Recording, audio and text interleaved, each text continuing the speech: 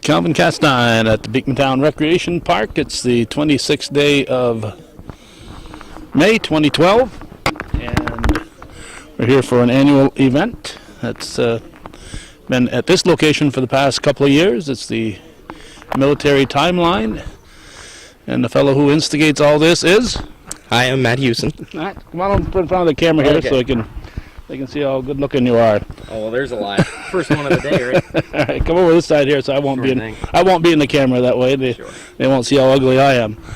Okay, how many people we got this year? How many different timelines? Well, this year we have folks portraying every time period from the French and Indian War up to World War II. So we have French and Indian War, Revolutionary War. We actually have Mexican War, and then we have Civil War, Spanish-American War. We skip World War I. We don't have anyone doing World War I this year, and then we go right into World War II. So we have a good coverage of American military history here. Anybody new here this year, or is it usual suspects? Oh, it's actually our usual suspects. We have some folks coming from Canada a little later this afternoon. They'll be doing World War II U.S. Special Service Force, which was a coalition U.S.-American operation. So they'll be doing that, but that's World War II as well. Okay, I imagine when you're putting this together, there's plenty of Civil War people. There's plenty of Revolutionary War. The French and Indian War. But some of these, they're like World War II, there aren't necessarily a lot of reenactors for that period, is there? Well, not in this area. There aren't. Pennsylvania is kind of the heaven for all reenacting, but World War II is very popular in Pennsylvania. There are World War II reenactors, of course, in this area. I'm one of them. But yeah, we've had very good luck getting all of the time periods covered. It's actually kind of funny because it's everything. It seems like every unit is small. It's because everybody that does one unit does them all. So we have to spread ourselves out. So it's like there's 3 of us from one, 2 of us from another, because we all do the same things together. So yeah. Right.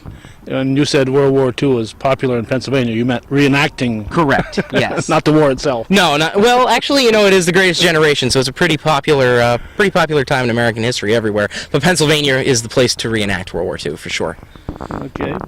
So what sprung up this idea to have a timeline? Is it done elsewhere? Had you seen it done somewhere else? Well, actually, timelines are very popular. They're very common. They're a very common type of living history because you can show a huge amount of history in one event. A lot of areas do it. Probably the most popular one that I've been to on the East Coast is the timeline that they hold at the Springfield Armory. I'm not sure if they're still holding it, but it was a very popular one, and I had gone to it for quite a few times. And then the timeline here actually was it was started by the Battle of Plattsburgh Association, and Josh Wingler actually was the organizer of the event. And when the Greystone Barracks was sold, there was a question as to whether or not that property near Bopa would be available for the timeline. So Battle of Plattsburgh Association had to cancel their timeline, and when I saw this, John Dodge and we said, well, it's too bad that we're going to lose this event. We've had so much fun doing it in the past. So we said, well, maybe we could try and start a different one, another timeline. And that's what we did. We went to the Clinton County Historical Association and asked them for their support. They were more than happy to support us. Of course, they do the Civil War event as well. They support us with the Civil War event, so they were more than happy to support us for another event. And the town of Beekmantown was amazing in helping us put it together. They gave us the property to have the event, and we've been here ever since. And this will be our second year doing it. So we're really happy to be here, and very thankful to Clinton County Historical Association and the town of Beekmantown.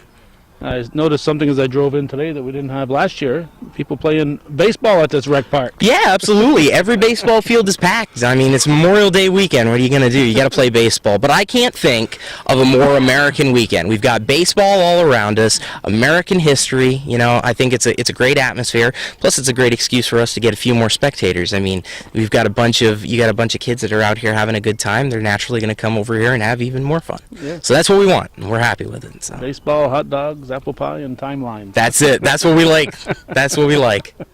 Okay, so you are?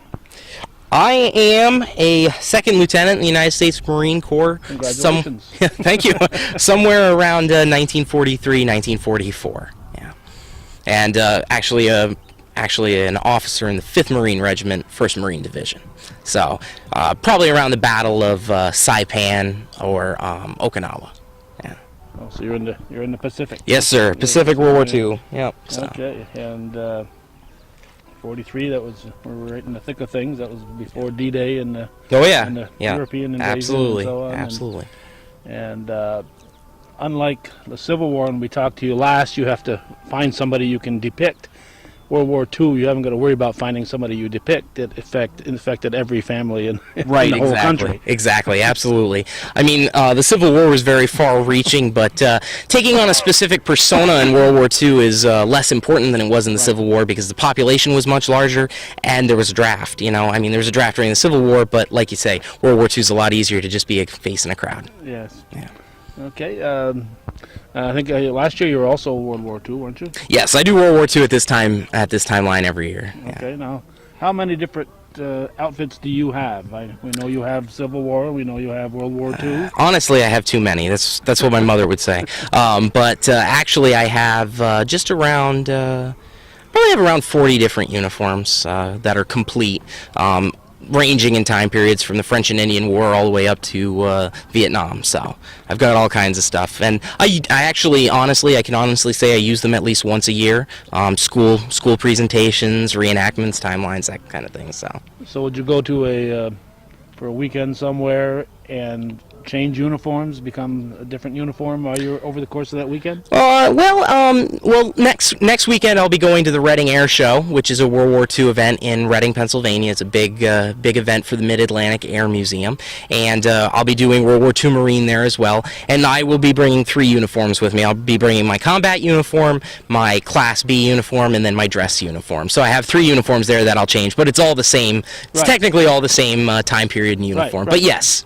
So. And that's how I end up with 40 of them, because you have your combat uniforms, your dress uniforms, and your kind of casual uniforms too. So where does one go about? I know for a lot of the older reenactment time periods, a lot of it's handmade, but this here you can buy off a shelf somewhere? Yeah, well, just like in World War II, everything was manufactured in mass production methods, and there are a bunch of different companies that are readily producing most of the stuff to reenact with. Unfortunately, the Marine Corps stuff is getting harder to get. First, there's a smaller market for it because there's a lot fewer Pacific reenactments than there are European reenactments.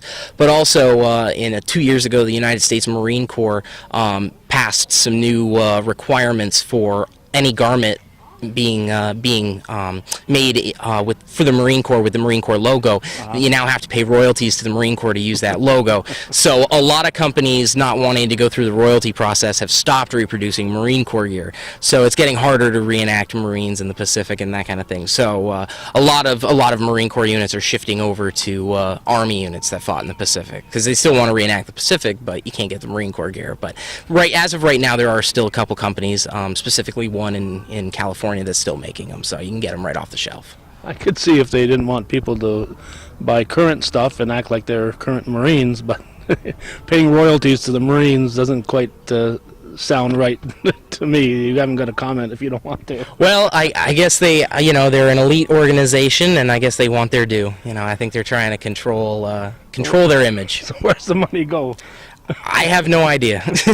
They spend it on one bomb, Maybe. I don't know. I wouldn't know, but more power to them, I guess. I guess so. I'm not going to argue with the Marines. I know about you. Well, no, I wouldn't. No. So any Marines out there, I'm not arguing with you, so peace be with you.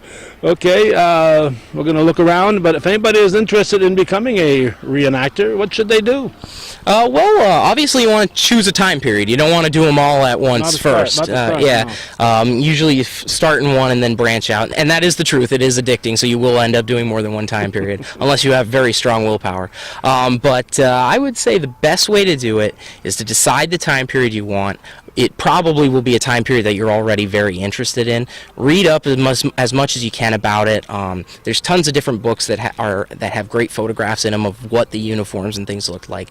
And then you can either use the internet as a source to find units, or you can go to a local historical association and they can pass you on to somebody who might know. If you live in the local area, I'm more than happy to help anybody. I'm pretty easy to contact through the Clinton County Historical Association. So If you went to any historical group, they would absolutely read off about half a dozen local reenactors. Just contact, Correct. Absolutely. and they'll put you in touch with wherever you want to go. All right, Matt, we hope you have a good crowd here today, and we will congratulate you for doing this every year. It takes a lot of effort, I'm sure. It does, but it wouldn't happen without the help of John Dodge, all the reenactors that come here, the Clinton County Historical Association, the town of Beamantown. So it's definitely a joint effort, and we're really glad to be able to do it. And you picked a nice day, too. Yeah, thanks. Okay, that's Matt Houston, and we're at the military timeline here in Beekmantown. I hear a radio going in the background. Is that Tokyo Rose? Yes, it is. Is it? Yeah, that is a 1943 Philco radio that's been modified on the inside to play MP3 recordings of original World War II radio from the Pacific. And who was Tokyo Rose? To the men, not the, the person herself, but who was she supposedly? Well, to the men who listened to her, she was the voice of the Pacific, and she was a propaganda icon. Her job was to try and destroy the morale of American fighting men in the Pacific by reminding them of all the things they were missing out on at home, and reminding them about the possibilities of death and all kinds of other terrible things that happened in the Pacific. So she had a perfectly good English voice, and she'd absolutely. be broadcasting. And how hard was it to pick up her band? Was she on several bands? It was not particularly hard. You could zero her in pretty well if you were able to, if you had any kind of radio source. She was on several frequencies, and they had pretty powerful transmitters. Of course, they bounced her off of every Japanese-held island, too. So. Now, I imagine our side probably frowned on this. Could you get in trouble if you were found listening to Tokyo Rose? Well, it all depended really on the officer. I mean, there weren't a lot of guys listening to Tokyo Rose in the frontline trenches. There weren't a lot of radios for that kind of purpose. Right. But usually you could end up picking her up without getting into too much trouble, in the rear echelon areas. Technically, you weren't supposed to be listening to it, but who follows the rules, Well, I think some of the guys did it just as a goof, just to realize how ridiculous she was. Sure, absolutely. Kind of mock what the Japanese were doing. But absolutely. Yeah, but they have to give them a little credit for at least thinking of it. Sure.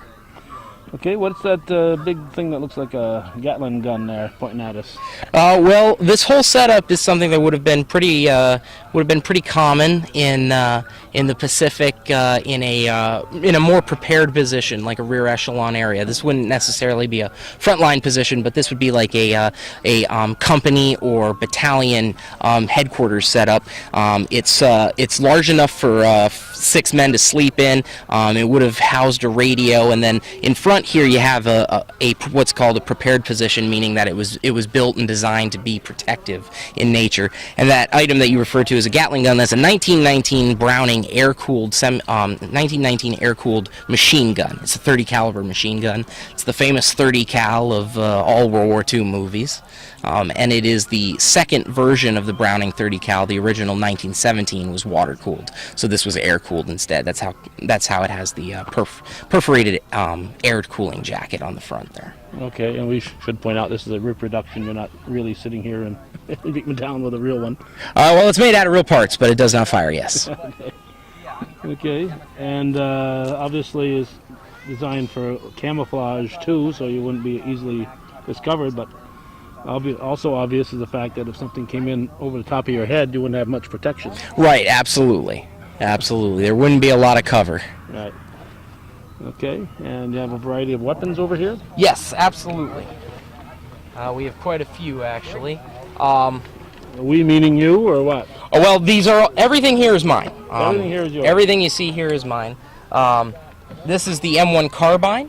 It was designed to fire a 30 caliber pistol cartridge. It was issued to troops that served another weapon. This would have been their personal defense weapon. This would have been issued to guys that fired bazookas, mortars, machine guns, that kind of thing.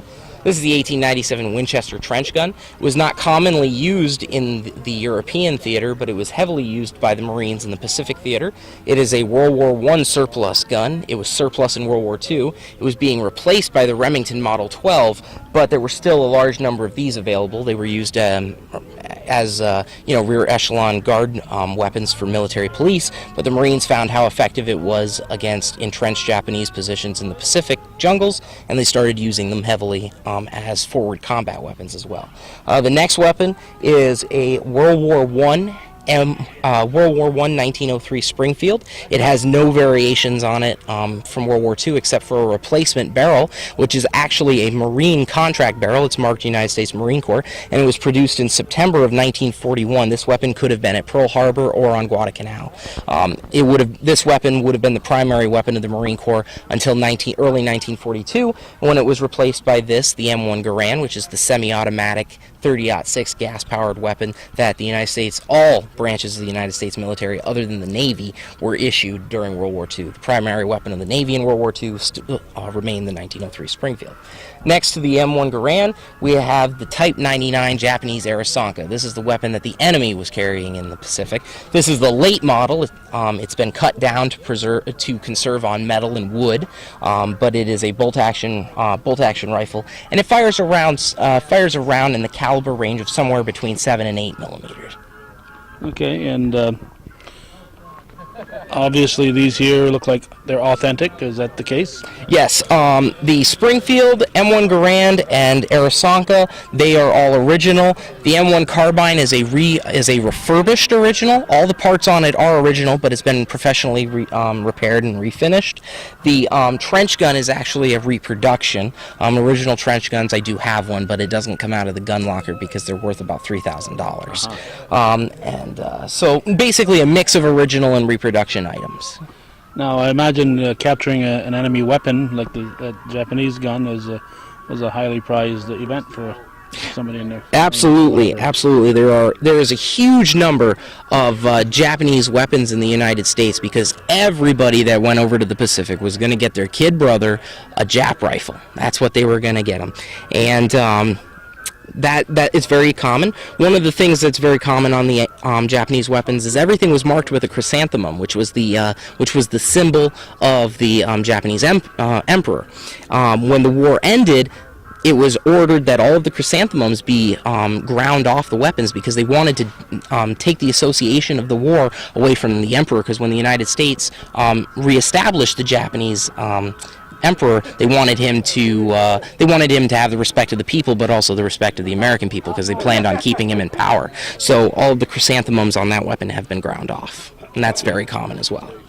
Okay, so it's rare to find one where they're not ground. Correct. An unground Arasanka is worth a great deal more than a ground down one. Yes. Okay.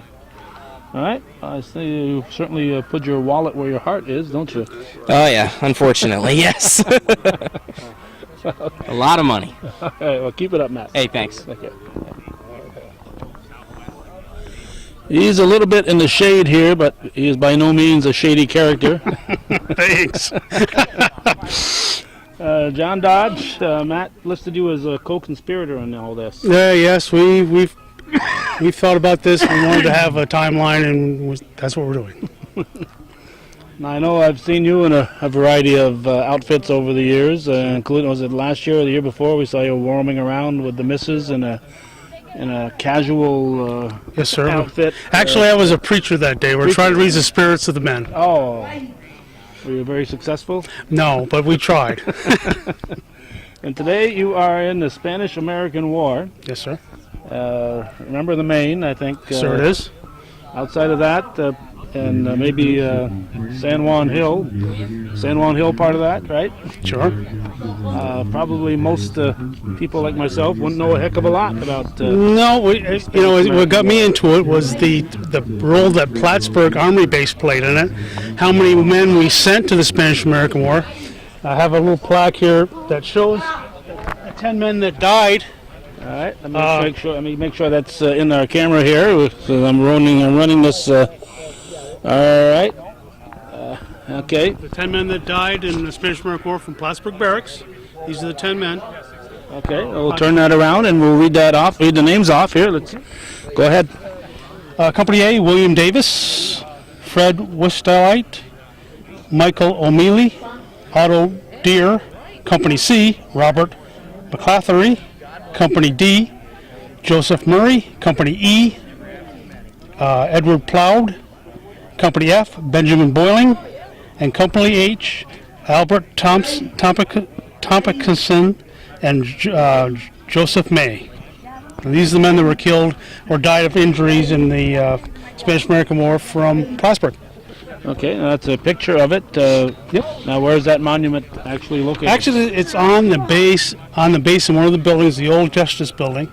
It's in the foyer, so you don't have to go in the building itself. If you just ask a few people, you can go right there and see. And it's a beautiful thing that not a lot of people know about. Yeah, and nice of you to make that a little better known. Now, another thing we have to look at is Thomas Kelly. He's our Medal of Honor winner, buried in the base cemetery. Thomas Kelly was with the 21st Plattsburgh Infantry. He got his Medal of Honor by going 9 times in front of the lines and dragging back wounded men under heavy enemy fire. So if you ever get a chance to go to the Plattsburgh Barracks Cemetery, you should pay your respects to Mr. Kelly. Okay. And of course, Teddy Roosevelt is very well remembered from that war. Yes, sir. And he was not unknown in Plattsburgh, was he? No, he was here a lot of times. He was right. If you're walking around the old base, you're probably walking where Teddy Roosevelt walked, which is pretty cool if you think about it. Now we're in the year 2012 right now, and we're looking forward to 2014 with the conclusion of the War of 1812 at the Battle of Plattsburgh. But in 1915, through the next couple of years, something significant happened in Plattsburgh also at the current base. And that's, of course, the civilians' military training camp. Yes, it was a big military training camp.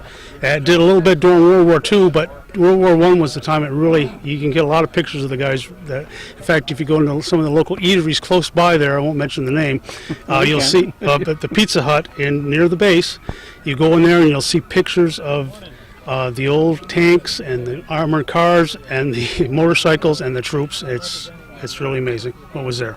Yeah, and I don't know if it's still up there. I know Penny Kloot, when she was judge on the base there, had a display put up of those military training camps. Yes, it was. Plattsburgh is forgotten in this kind of history, but we did so much for the war effort, and it's trained a lot of soldiers, and a lot of them went off to war. Yeah, and it's credited as the birthplace of the ROTC movement. But if you talked 100 years ago and you mentioned Plattsburgh, people knew exactly. Yes. Didn't have to live in New York State. People knew exactly all around the country where Plattsburgh was. It was a big army base. General MacArthur went there, stayed. A lot of the presidents went there and stayed. Mr. Roosevelt went there quite a few times and was there. So it's a very famous place. Just if you just want to go down and have a nice walk some Sunday afternoon, go down to the old base and just look at the buildings and just wonder about the history. Go to the base cemetery and you'll see a lot of history. Yeah, and it is known as the Plattsburgh idea, in fact. And that idea was that if we're going to get involved in a war, and it certainly looked in the teens like we were going to get involved in what became known as World War I, you better be prepared. And that's the whole idea behind that. It was officers training so that when these people were called up, they'd have some experience. You have good leadership and try to help as many men as they could stay alive to do their job. That's right. And it wasn't just ordinary folks that went. The mayor of New York City went, and a whole lot of people went to this training camp. And Well, it's interesting if you think about the Spanish-American War. Of course, in those days, is a lot more patriotic it is today. And when these guys left Plattsburgh, they stopped at every little town that had a railroad crossing or a railroad stop, and they had a big parade there. All the town turned out, and there was a big parade. And in fact, when they went to Saratoga Springs, the president's wife was there. And because they're so good, in fact, that she requested them to play for her every night, and she started calling them my band. And when they left, she had a tearful farewell. She came down herself and saw them off when they were heading toward Miami to embark to go to Cuba. Okay. Well, what would you like to tell us about, before we leave you here? You're going to have people that want to ask you questions beside me. What would you like to tell us about the significance of the Spanish-American War and why we should care about it? Well, the Spanish-American War was kind of a nation-building thing by Mr. Roosevelt, and we did things in those days that way. But it showed us as a world power and what we could do, and with the fleet that we had, and the army they had, and the army that could do the job and and win the battles, and that's what they were trying to do, and that's what they did. Okay, and obviously San Juan Hill is in Cuba, and Yes. we were. The 21st, our 21st from Plattsburgh, was guarding their left flank, and most of the men did not see combat, but they were the guys that went and grabbed the guys, wounded men off the field, and dragged them back for aid, and they saved a lot of men that would have just bled to death or been left there. Okay. So besides Cuba, who else were we fighting at the time? Well, of course, then we started thinking about Cuba. Of course, maybe Spain was a little bit involved in that, but That's why it's called Spanish, I guess. yeah. But then we went to the Philippines, and we thought we'd help them out again, by saving them from themselves, I guess. But it was just another part of the another part of the war, and a lot of good men died there. Okay. And what was the time period again? The Spanish-American War. I see the 1898 on your poster there, remembering the Maine. Was it? Yes, 1898.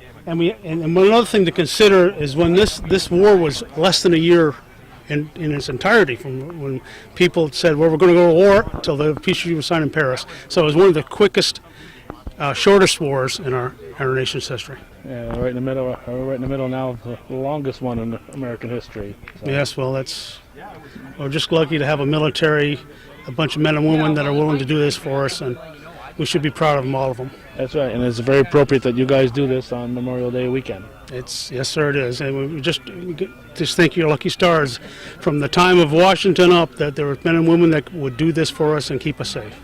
All right. Amen. Thank you, John. John Dodge, representing the Spanish-American War at the military timeline.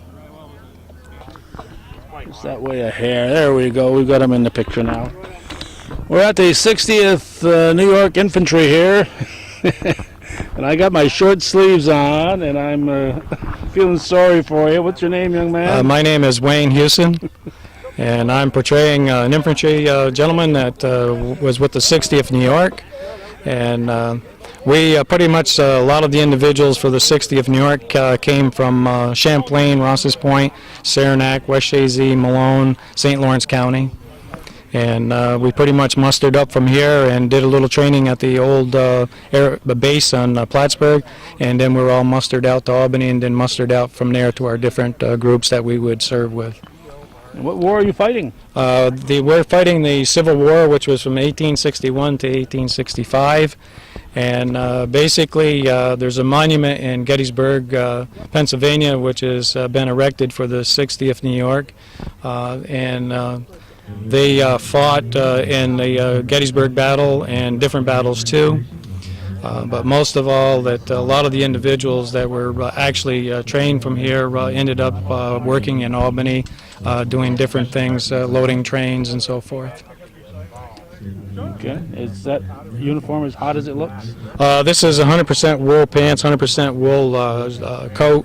Of course, with the hat and everything on warm days, you can just imagine when the individuals were during the battles and walking 25 miles a day in high temperatures of 110, 120 degrees.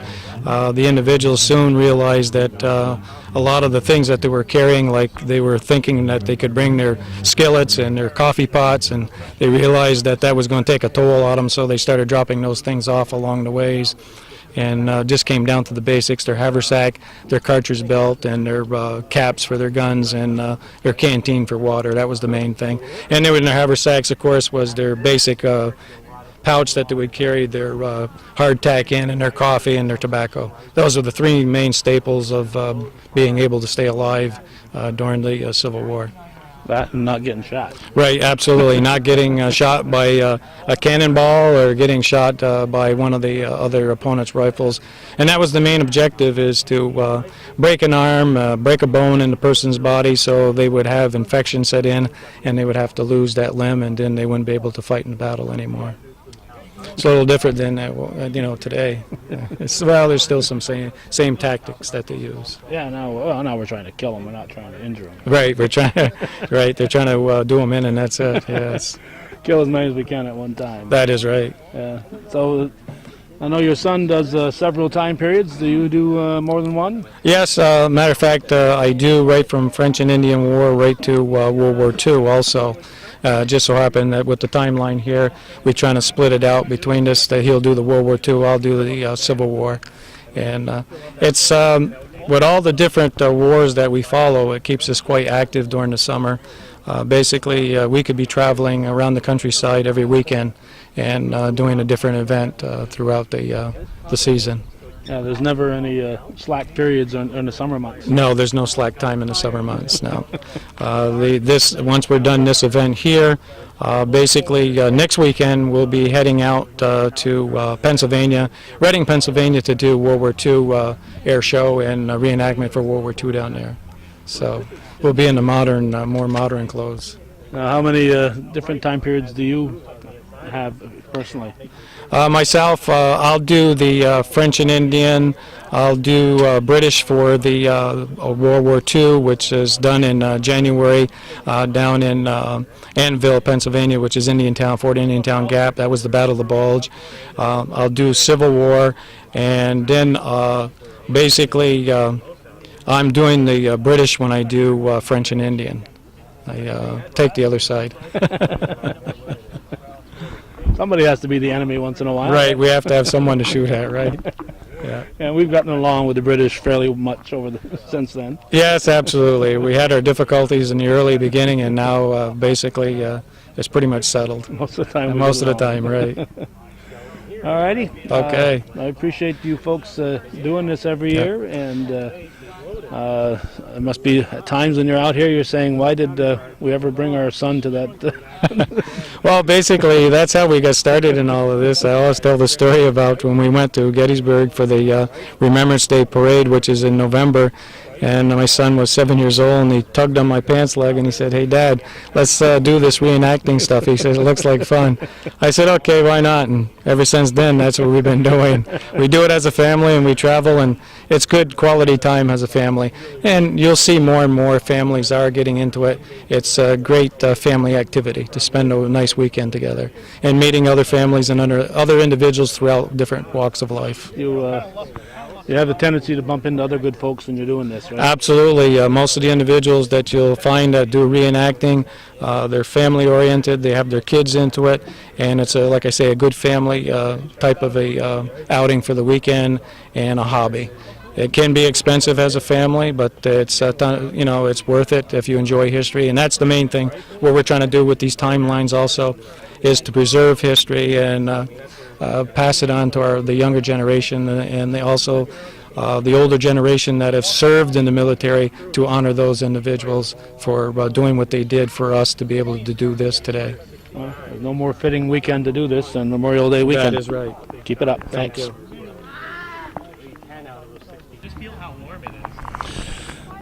Very shortly there'll be a firing demonstration, so we're going to keep an eye on the headquarters over there, and these fellows may have to leave quickly. Your name? Tom Prey. And? Charlie Mitchell. Okay, now, are you new to reenacting? No, I've been around quite a while. You know, this is lovely weather. Wouldn't we have loved to have this 2 years ago at the Point of Fair? Yeah. That was nice the first day, but that second day was not nice at all. I went back and I said, I left the parade. I think the parade was, I don't know, Moore's Forks, whatever it was. Yeah, it must have been Moore's Forks. Rushed there, and as I was gassing up, I saw some reenactors gassing up and said, that doesn't look good. But it was still memorable, everybody that I see over the course of traveling around since then really liked it. Oh, yeah. They did it up really nice for everybody, and it was sad to see people go when that storm came in. And yeah. Well, I think it should be looked at? I think they are. I just, it's that. You can't make an annual, but maybe every 5 years or Well, something. that was kind of the in the works planning at the time, and we'll see what happens. A lot of great people came together at the right time with the right amount of enthusiasm that it worked, and you just hope that you can replicate that if it happens again. Yeah, what we're talking about is the war, I get so many wars going through my head here, the French and Indian War, and Rogers Rangers battling at Point of Fair, and that was it June 6th, I think was the actual date? Yeah, June 6th. It rained on the 5th. And on 1760, and it was, you get somebody as historic as... So actually the reenactment was pretty accurate because it rained on the 6th. Right. And they were fighting in the swamp. Yeah. Right. Were you there too, Charlie? I was, yes. Which side were you on? The good side. Well, I don't care what side you're on. It's always the good side, but... Yeah, I was a ranger that day. I was portraying a ranger, so yeah. So it was good fun. Okay, now I know most folks here do more than one. Looks like Matt is coming to draw you guys away. Yeah, take it somewhere. All right, well, we'll let you guys go, and we'll probably pick up with this after we see this shooting demonstration. All right. We've been talking with Tom Prey and Charlie Mitchell, and now they're going off to shoot their weapons here with some of the other time period folks here. Matt's trying to line them up.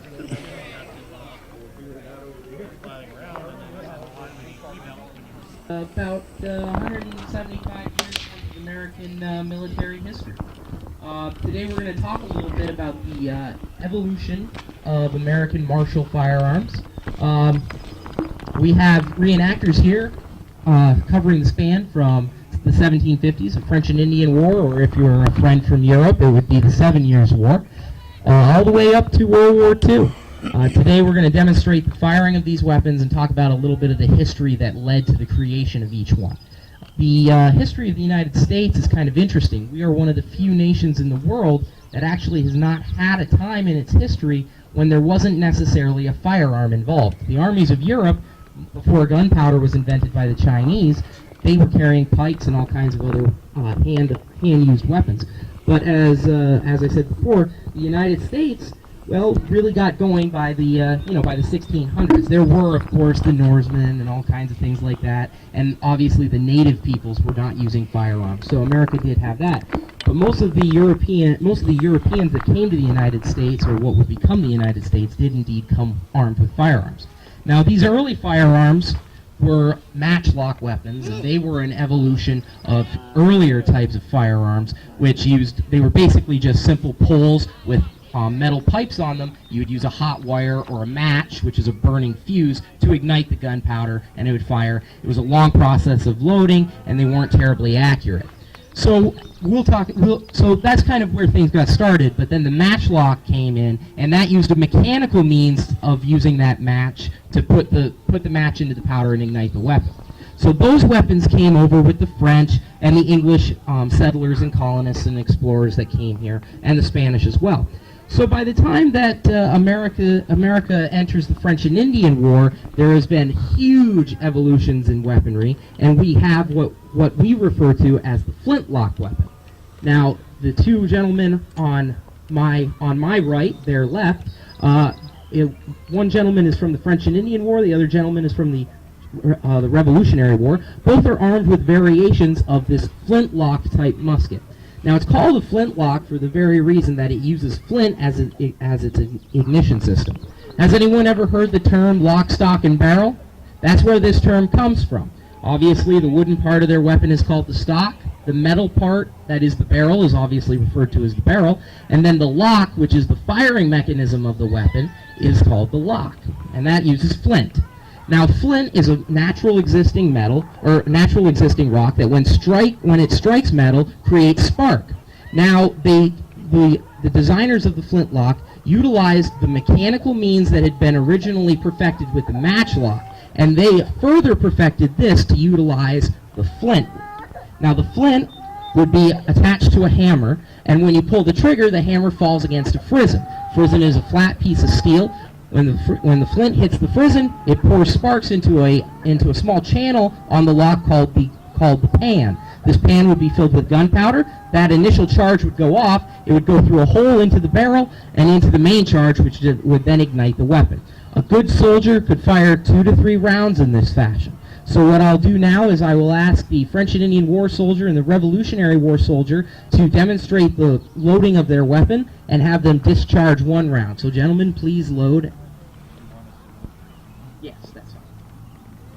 So as you can see, it's a muzzle loading weapon, which means it has to be loaded from the top of the barrel or the muzzle. What they do here is they bite a paper cartridge, pour a little bit of powder into that pan channel I talked about, and then pour the contents of the powder down the barrel. Now, if they were actually loading a round, they would put a musket ball in there, pull a ramrod, which is at the front of the weapon, it's a long metal rod, and ram the bullet all the way down. Once they've completed that process, they're ready to fire. Gentlemen, you can go ahead and fire. Turn and fire. So they're going to pull that hammer all the way back.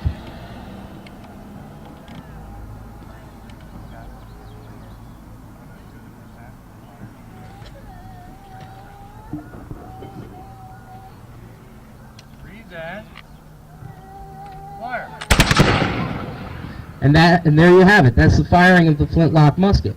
Now, as you can see, there's a lot of smoke. You probably noticed the initial charge in the pan going off, and then the second charge, which was the main charge in the barrel, going off.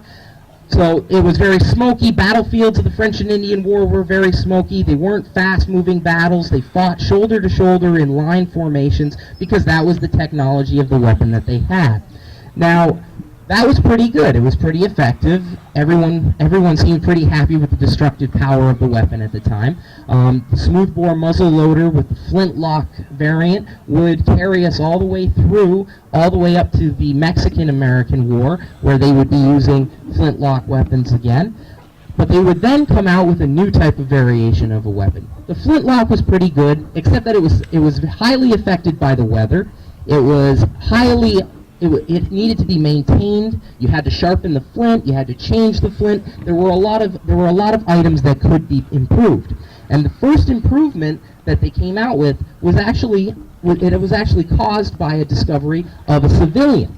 They found that when hunting game birds, the initial charge that the flintlock musket gave off would signal to the animal that a gun was going to go off. It would startle the animal, and then it would change the time between the weapons firing, and there would be a problem. So they wanted to fix this. They wanted to eliminate that initial charge.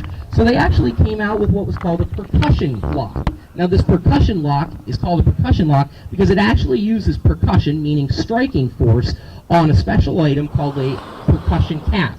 Now, a percussion cap looks very similar to a brass top hat. That's what it looks like. And inside this cap is called fulcrumated mercury. And fulcrumated mercury, when struck, produces the exact same sparks that the flint and steel would in that combination. So it's using the same general concept as the flintlock muskets, except for the fact that it is now using percussion, a percussion lock. So you remove the flint, you remove the prison, you put in a firing cone, which you would then put the percussion cap on, and you now have a percussion weapon.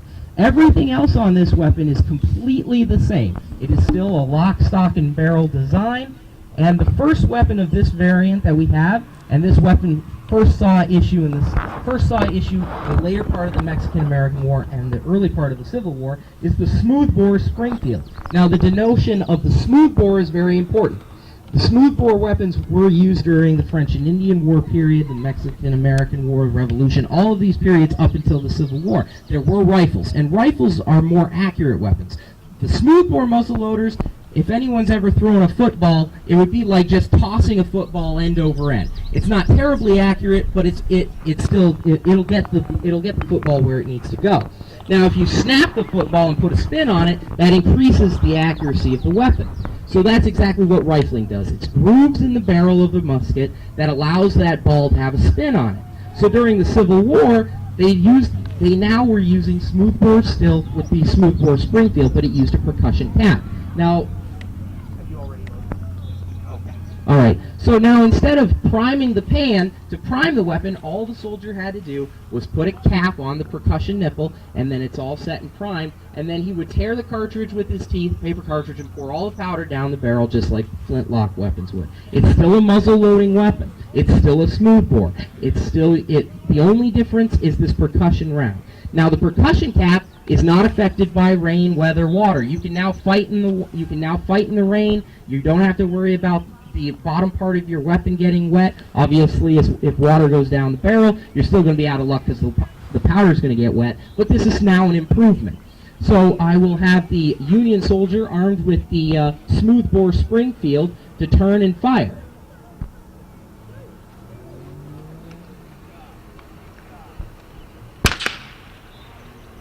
And because it is a Springfield, they're notorious for having misfires because one of the things that changed, there still has to be a hole in the weapon that allows those sparks from the percussion cap to go into the barrel. Well, to do that, they had to make what was called a reflecting chamber, and that would let the sparks bounce inside this chamber after they come out of the percussion cap, and then they would go in. Now, originally with the flintlocks, you had that pan filled with powder, so the powder would go off and the fire would go into the barrel.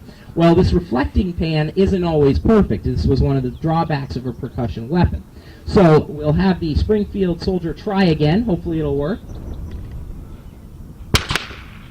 All right, there we go. Pretty slow burn. The powder was probably a little damp, but it gives you the idea. If you compare this with the flintlock weapons, you can now see that there is no initial charge, just a snap, and then the barrel goes off. The main charge in the barrel goes off. There's still a lot of smoke because they're still using black powder, just like the earlier time periods. But now the Civil War is known for high casualties, and the reason for this is after the early part of the war, by 1863, most armies were issuing rifled percussion weapons. Now, like I told you before, the rifle puts a spin on that football, puts a spin on that bullet, and makes the weapon far more accurate. So that's why they were using tactics from the French and Indian War, Revolutionary War, and Mexican War. They were using tactics called Napoleonic tactics, where you stand shoulder to shoulder. Now, with smoothbore weapons, that made sense. If the weapon's not terribly accurate, you get more weapons firing at the same time, you have a better chance of hitting your target. But with more accurate weapons, such as the rifled musket, casualty counts were far higher because they were using better technology, but with antiquated tactics. Now, the process of loading is exactly the same as the smoothbore percussion musket, but we'll have this soldier, this Union soldier, armed with the 1858 British Enfield. It was a British-made gun, which was purchased by both the United States and the Confederate States of America as contract guns to help make more weapons. Neither army could make enough guns to arm their men, so they had to purchase weapons from other sources, and the British Army was the most common source for these weapons. So this is the British Enfield. So we'll have the Union soldier armed with the rifled British Enfield go ahead and load. As you can see, it's still a muzzle loader. He is still tearing a paper cartridge with his teeth. He's still pouring the powder down the barrel. He's still putting the musket ball down, and he's still ramming it down. Now, the only difference is, unlike the smoothbore weapons, which fire a round ball that looks just like a ball bearing, this weapon also has another evolution, which was an evolution of ammunition. It is called a mini ball, and what it is it took that round ball that looked like a ball bearing and turned it into a conical bullet that we would recognize today. It has a point to it. It also has a small depression in the back. It was designed by a Frenchman named Claude Minier, and it was called the Minier ball. It was commonly referred to as the mini ball. Now, the reason this round is important is the reason they weren't issuing rifles in mass quantity prior to the Civil War was because it took twice as long to load a rifle as it did a smoothbore weapon, and they wanted the speed. But with the evolution of the mini ball was allowed to be made, because it's conical, slightly smaller than the inner diameter of the barrel, so that mini ball would drop down easily and it wouldn't take much effort to ram the bullet down. But in the back, there's a depression. That depression is the most important part of the most important part of the bullet.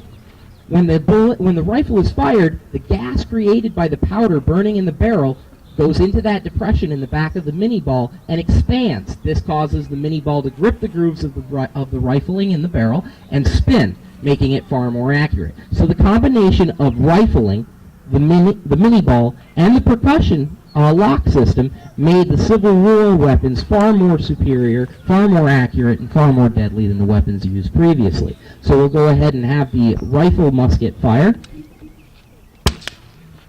Again, it's that reflecting pan. When you clean these weapons, you oil them, and the oil in the pan, if it doesn't dry, oil in the reflecting chamber, if it doesn't dry out, it will impede the weapon from firing, which is, again, one of the drawbacks of the percussion weapon. And there we go. See, that first initial cap will dry out that oil and then the reflecting. So it's a far superior weapon than a flintlock, but it still has its drawbacks. As you can see, we still have the same powder being used, black powder. There's a lot of smoke. The reason that they're not, if you look at these gentlemen's uniform, we see some blue, lots of red, brown, but they're not necessarily what we would consider camouflaged colors. The reason for this is all that smoke you're seeing. The minute you fire your first shot, your enemy knows exactly where you are. So what's the point in having a camouflaged uniform? Plus you're fighting in line formation, so there's not a real reason to hide.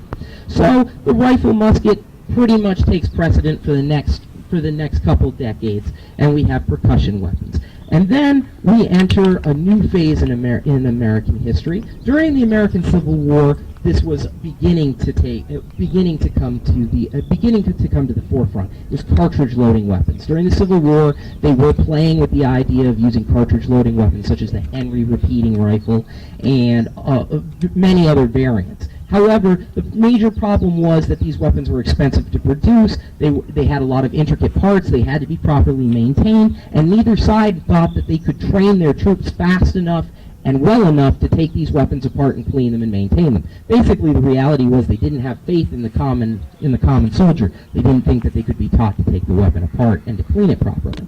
Well, that doctrine changes over time because as weapons that are cartridge firing present their superiority, they then move towards this. And the first cartridge loading weapon we have in our lineup is the Krag-Jorgensen rifle. It's actually designed by a gentleman named Jorgensen, and it is a bolt-action rifle, which was a design that was coming out in the 1890s, early 1900s, and it uses a principle that you pull a handle up and back and load a cartridge in that manner. Now this weapon it embodies a whole bunch of changes. Previously we've seen muzzle loading weapons, which you had to load from the top, use a ramrod, all of that. This weapon is first a breech loading weapon. It means that it loads from the back of the gun instead of the front. Now the reason this is important is it takes less time to load a breech loading weapon because you don't have to put the weapon down, put the powder down, use a ramrod. All you have to do is take a single metallic cartridge. The metallic cartridge takes the place of the paper cartridges that our previous time periods were using. Instead of carrying it with your teeth, you have one complete item that has the primer in it, which is basically a percussion cap. It's in the back of the cartridge. You have a brass casing, which takes the place of the paper cartridge. And then instead of having the bullet in the paper cartridge that you drop down, the bullet is actually the top of the cartridge, which seals the entire unit. So, if it's a breech loading weapon, you can take one of these metallic cartridges, put it in the back of the weapon, fire, put another one in, and that kind of thing. But this weapon also has another system. It has an internal magazine, which holds has a box magazine, which holds 5 of these metallic cartridges, and it can fire up to 5 times without having to put more ammunition in. All you have to do is work the bolt. Now, the bolt-action weapon was a German design. A few other designers came up with variations of the bolt action, but the most successful and most well-known action is the Mauser action. The Krag-Jorgensen rifle is a variation of that action, meaning that on the backward stroke or opening of the bolt, the firing pin is cocked. So obviously we no longer have a lock, stock, and barrel design. We now have an action barrel and stock design, and the action is the bolt.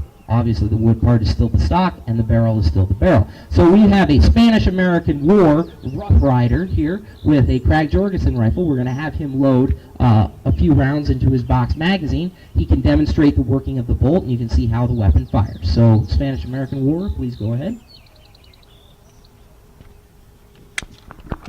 So he opens the bolt, he puts in a round. He then opens the box magazine, which can hold up to 5 rounds. He puts them in loose. You can see he's carrying a cartridge belt with cartridges in loops. He puts each round in individually into the box magazine. And then once he now has a round in the chamber, and he has several rounds in the box magazine, he can go ahead and fire his complement of ammunition.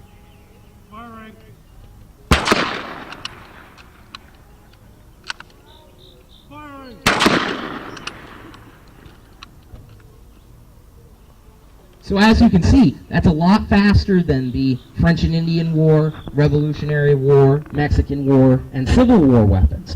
All of that has come together. The other thing you will still see, though, is the weapon is still, there's a lot of smoke when you fire. So you now have a metallic cartridge gun firing the same powder as was used in all of the other time periods. But we've made progress. We now have a faster weapon, a more accurate weapon. We still have the problem of the smoke. So we move on.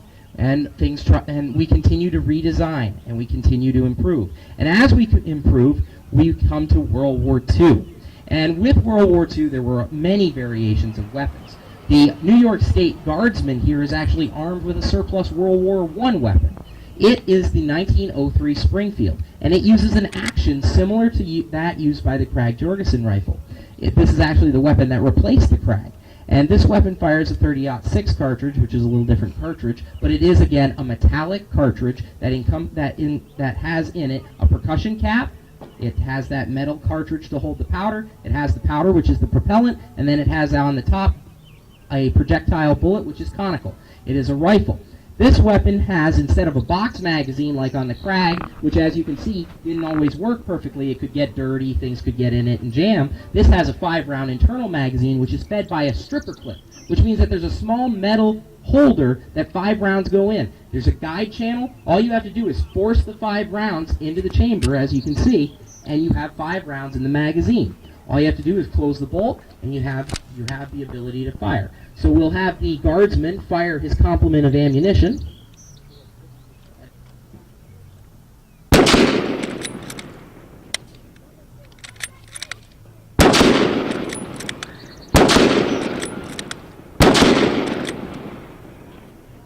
All right, so as you can see, again, about the same speed as the Krag, but what you noticed was there's no more smoke. So they have now they've added to this design smokeless powder. Now this was very important because it now enabled the use of camouflage uniforms. You can start to see the camouflage coming out with the coming of the Spanish-American War uniform, which was darker earth tones, but you still have that blue infantry color. By the time we have the Guardsman, he's wearing a tan khaki uniform, which would blend in a little bit better with his surroundings. And we continue forward because this is a pretty good design, but we can still do better. We have a World War II Marine armed with the M1 Garand rifle, which actually replaced the Springfield, as you just saw. Now, this weapon uses the exact same cartridge as the Springfield, but it's no longer a bolt-action weapon. It is a semi-automatic gas-powered weapon. So this is an improvement on the speed at which you can fire this weapon. This weapon has an internal magazine. All you have to do is pull back the bolt, and into the bolt, you take an 8-round end-block magazine. It's all one piece, so it's taking 8 of those individual metallic cartridges, putting it into a special holding block. That block can then be pushed down into the weapon to load it.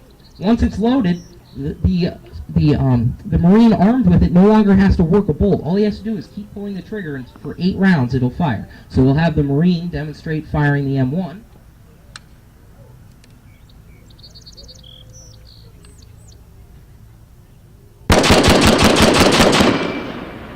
So as you can see, that's a lot faster than any of the other weapons, including the Springfield. So as you can see, there was a progression of weaponry, and then obviously we've moved far beyond the M1 Garand today. We don't have any of those to show you. But of course, things continue to progress, and even today we are continuing to make faster weapons, lighter weapons, and I'm sure that in the future there will be a lot more technology involved that we can't even begin to imagine at this point. But what I want to do is a comparison of the speed of firing each of these weapons. So what we're going to do is we're going to have each soldier armed with his individual weapon load his weapon. For the muzzle loaders, we'll have them load and fire 3 rounds in their own time, which would have been the average speed. An average soldier armed with a muzzle loading weapon should be able to fire 3 rounds in a minute. The cartridge loading guns, we'll have them load a full complement, so that could be either 5 or 8 rounds for this particular lineup. And on my command, we'll have everyone begin firing. And we'll see you can make a comparison yourself of who's fastest at firing. So gentlemen, if you want to turn and load in your own time. Gentlemen, load and commence firing.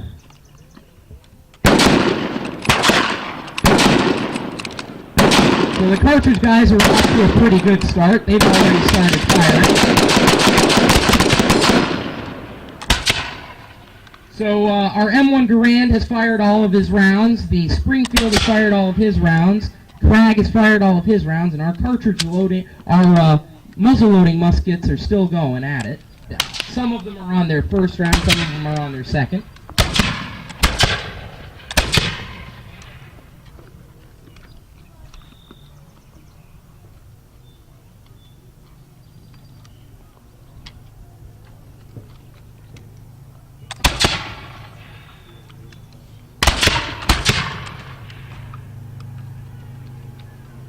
All right. Well, I guess we can see who our clear winner is. I think the M1 takes this competition by a long stretch. But that's pretty much what we have to show for the evolution of American firearms. So we can see that we've come a long way. But each one of these weapons served both our nation and our history in its own specific way. And what I'd like to do is start with our earliest time period and have the reenactor introduce themselves and the unit or impression that they are doing. So we'll start down here.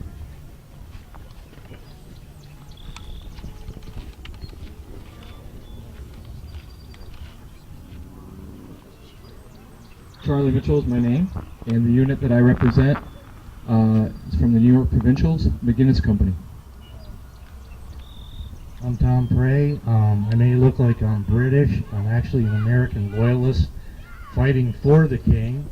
I belong to the Indian Department, so you'll see actually I have a mishmash of British official gear and some native decorated stuff because that's who I'm running with.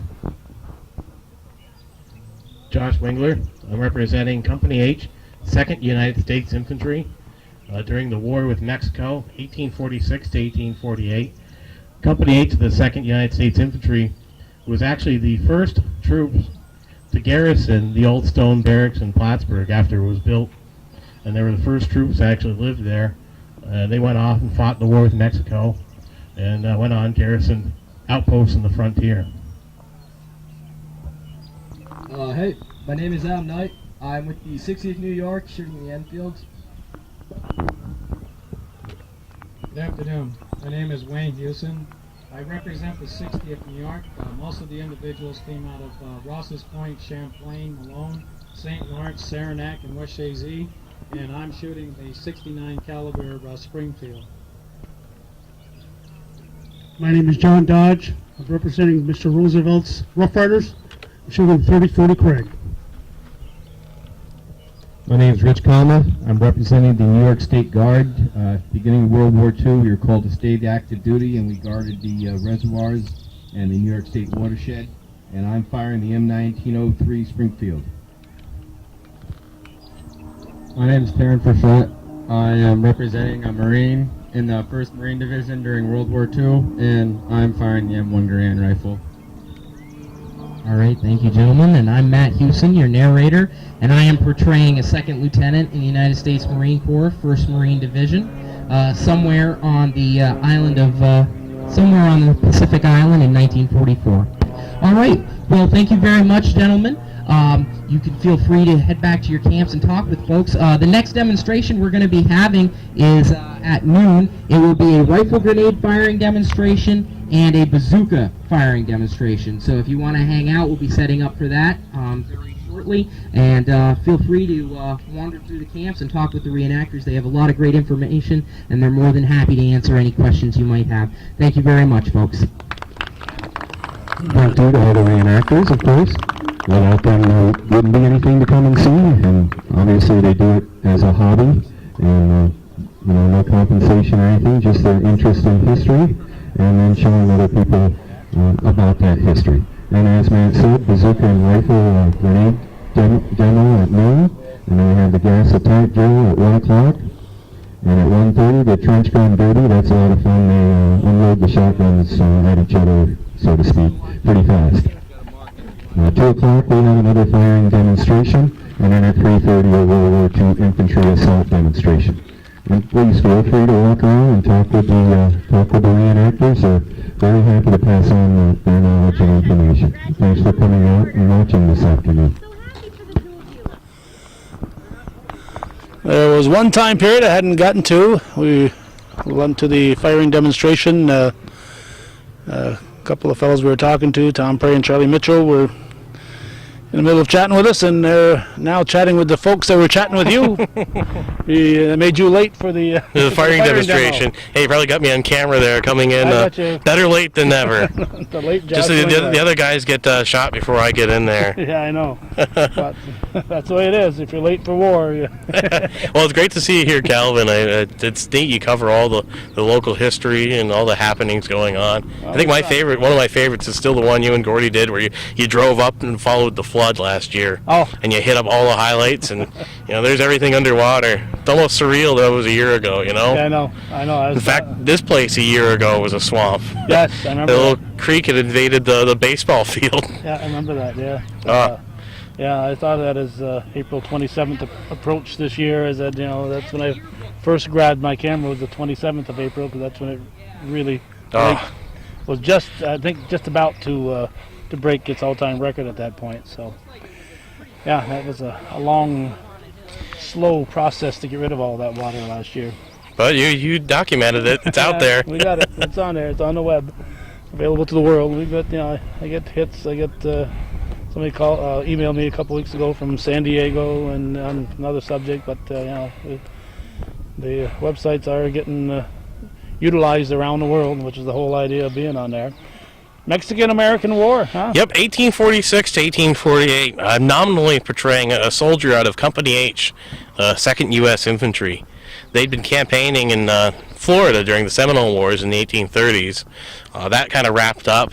What's the Seminole War? The Seminole Wars was, if any of you guys are familiar with the Andrew Jackson's Indian Relocation Act, and something called the Trail of Tears.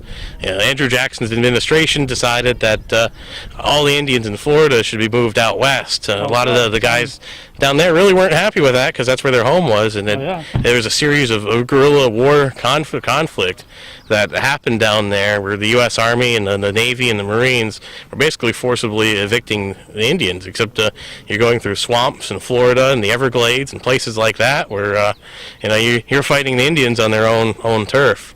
After basically years of just harassing them and hounding them and killing enough of them, they finally, most of them moved out and surrendered and wrapped up in the late 1830s. After that, the troops that had been down there got distributed to Army posts around the country. Company H, the 2nd U.S. was actually strung out along the northern New York border. I think as far west as Niagara, Buffalo area. Company H moved into Plattsburgh, and they were the first soldiers that occupied the old stone barracks on Plattsburgh. In fact, they were still finishing the inside of it when they came in 1842. They were still, I think, plastering the inside of it, and they were the first troops that lived in that building. So that's why I chose to do this impression. It's not because the Mexican War obviously didn't happen up here, right. But when the war broke out, the Company H the 2nd U.S. was brought back together, and they shipped down with Winfield Scott's army, landed at Veracruz, and they did the overland march to Mexico City, where they eventually captured it and won the war. And you had troops that were from Plattsburgh that joined the 2nd U.S., and obviously the troops that had become an instrumental part of the Plattsburgh culture at that time that went down to Mexico. So, I mean, it affected the people up here without being in their backyard. In fact, when they dedicated the stones at Riverside Cemetery in 1843, I believe it was, the troops from the barracks of this Company H came down and provided an honor guard for the whole ceremonies that all the townspeople did when they finished relocating all the graves to Riverside Cemetery, and they permanently dedicated the little War of 1812 section there. So, yeah, in the Fort Montgomery and the barracks up here, we're here to protect our northern border. So it's ironic that they were sent down. I was Mexican-American War, is that where we got the Alamo out of?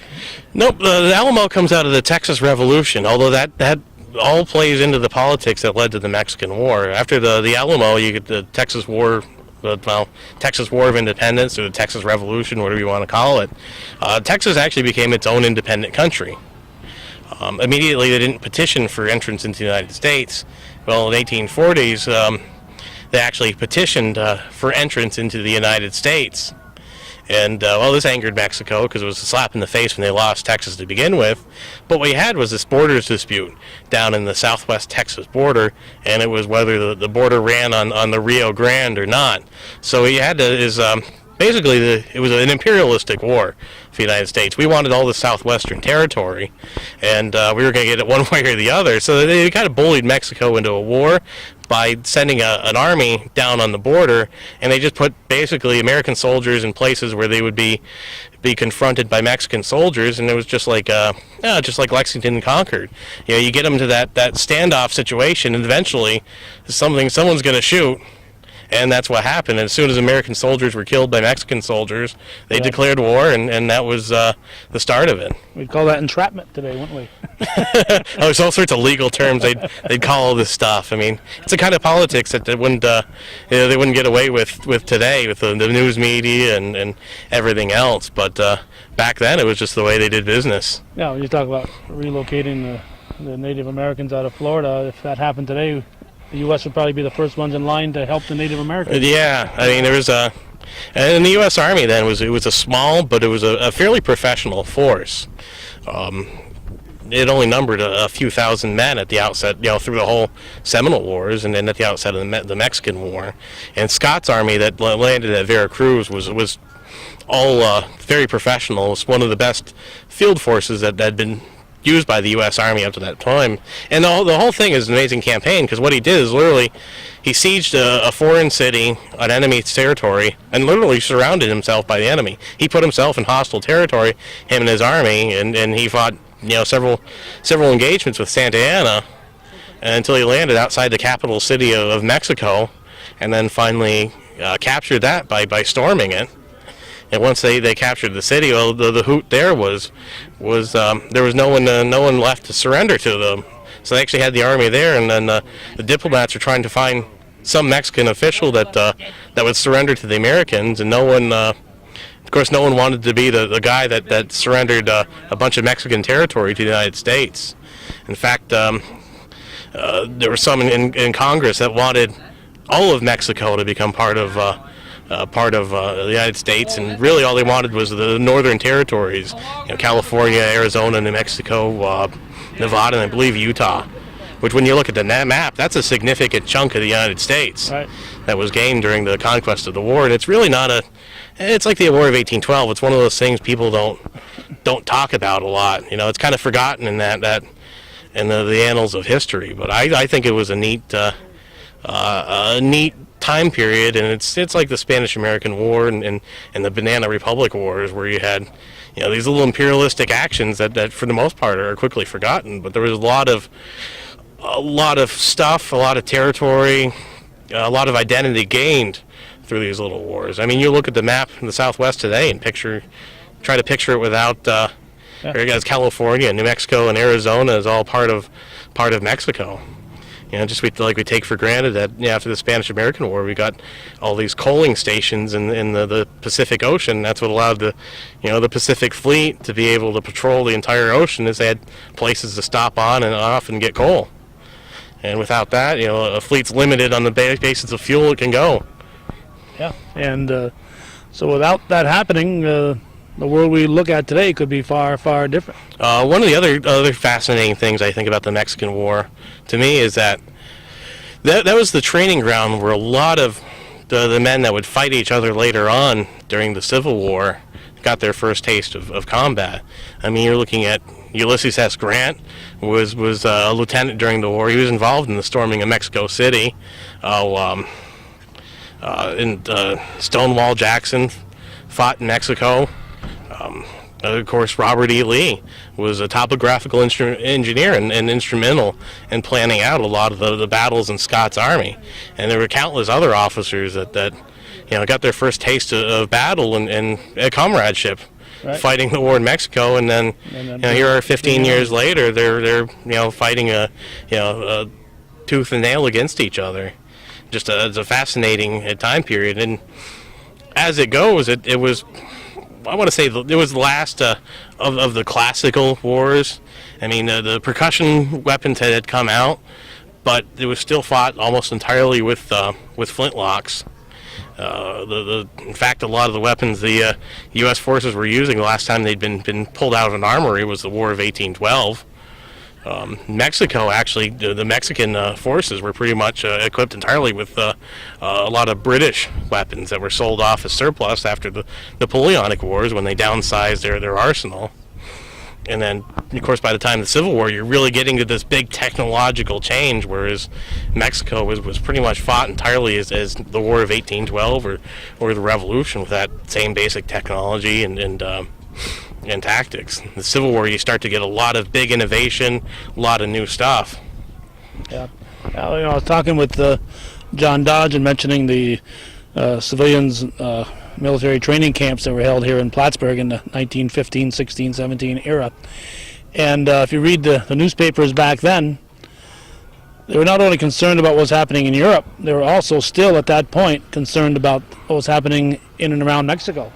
And if you look at what's happening in some of the schools and in California and so on, there's a lot of people who don't think this war is over yet. Yeah, what was it? The Zimmern telegram the Germans sent to Mexico trying to offer them to invade the United States, which finally drew the U.S. into a war. And you'd had troops down there with the whole Pancho Villa and the Mexican Revolution going on. It was definitely a hotbed of activity. It was the last vestiges of the Wild West, really. Yeah. In fact, during that time period, the U.S. actually made a landing in Veracruz. It was the Marines did a landing. So that was the second time they landed and attacked Veracruz, Mexico. The first time was during the Mexican War. This is basically the uniform and equipment worn by the soldiers in Mexico. What's interesting is the U.S. Army actually had a warm weather uniform that was issued to troops stationed below the Mason-Dixon line. It was basically the same outfit, but in a linen, basically a linen duck, which was much cooler. But due to the numbers, almost all the troops ended up in Mexico in the sky blue wool uniforms. You can only imagine marching at 120 degree heat, in the full kit, 60 pounds of equipment. The full wool outfit, the amount of guys that just must have dropped off on heat stroke. Yeah, you couldn't carry enough water to... An interesting statistic, and Mexico was a fairly small war as far as the numbers involved, but percentage-wise, the U.S. Army suffered one of the worst percentage casualties of any wars they fought in. It was a full 11% of the force sent to Mexico became a casualty. I would say the Civil War was about 6%. You weigh that off, how many more people fought in the Civil War than Mexico? I think total there was some 40 or 50,000 men involved in the Mexican War. I'm just throwing that number out, but the Civil War affected millions. Millions, yeah. So, but the forces that did partake in it suffered pretty horribly with what they were. You think 11% of your force. Yeah. Out of 100 men, that means 11 of them were going to become a casualty. And most of those weren't from wounds.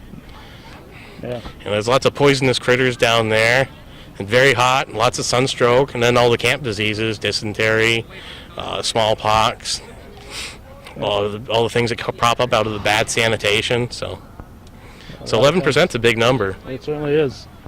Looks like they're going to start another firing demonstration. You won't have to take part in this one, though. No, those weapons are much more modern. But you might see my great grandson later on partaking in.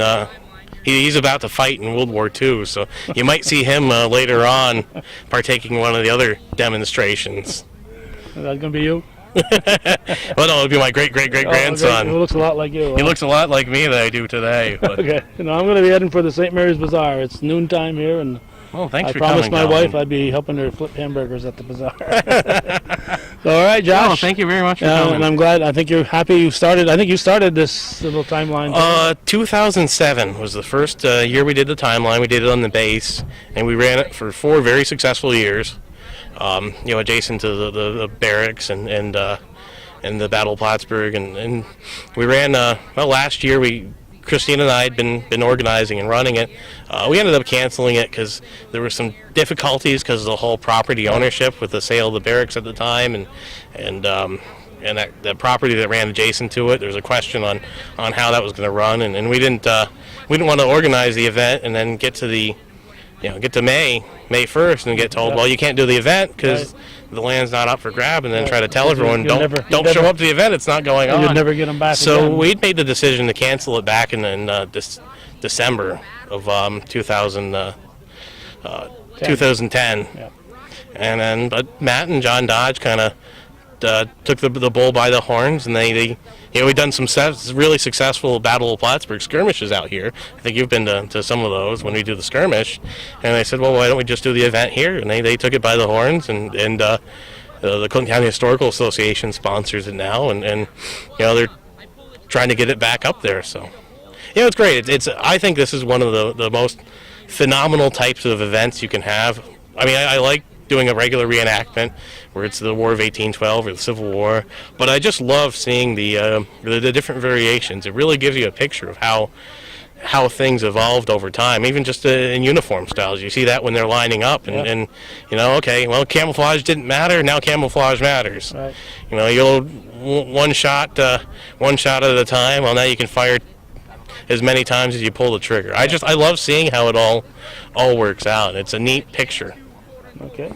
All right. Thank you, Josh. We'll let thank you you. get back to your booth and and do whatever you're going to do over there. And we're going to wrap it up. Thank you very much for coming. All right. Thank you, Josh. And we're going to just point the camera in the direction of the bazooka demonstration they've got going on. But as I said, I've got to get out of here. I've got to get to the St. Mary's Bazaar.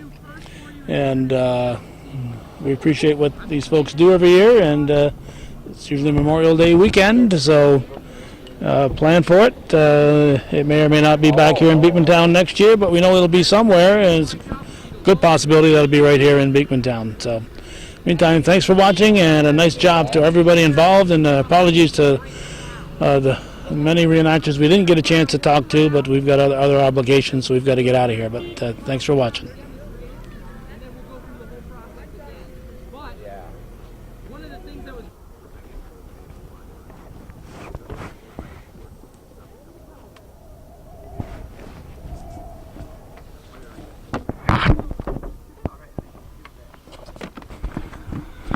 Okay, oops. They deliberately fired a dud round, and they're going to shoot a real round now. There we go. Unfortunately, that lady just had no idea I'm standing here by my car and decided she wanted to come back with her kids. What's the matter with her standing with her kids when I'm trying to record from my car in the parking lot?